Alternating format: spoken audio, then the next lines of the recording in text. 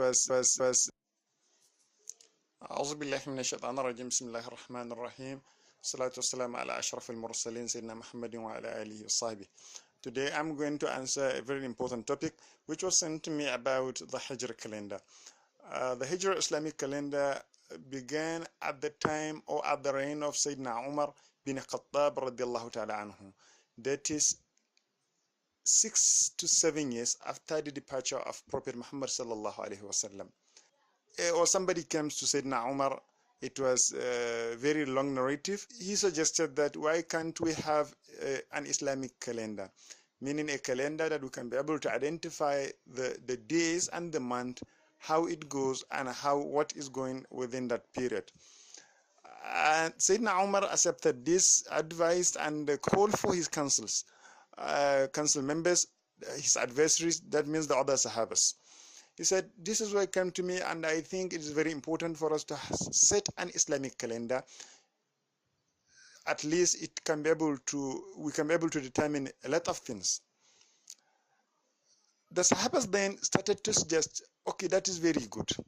Why can't we adopt a calendar like how Faris or Rome, meaning how Romans were adopting their own calendar? Why can't we do the same? We should imitate, we should exemplify their calendar, we should copy from them. Some go against it, but said, no, it is very important for us to have calendar. At last said, okay, we accept that we should have our own calendar, but how do we start about it?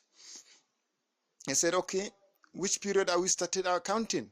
Hence, the Romans and the Pharisees, they have started their counting 100 years before. How do we start our own?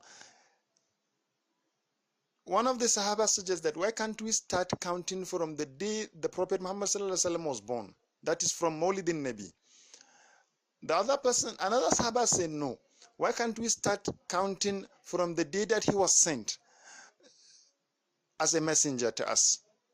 Another Sahaba, another companion suggests no. Why can't we start from the day that he migrated from Mecca to Medina?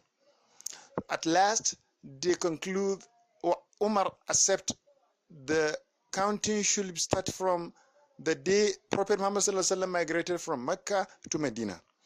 So then the Sahabas forge ahead to ask, which of the month are we going to use?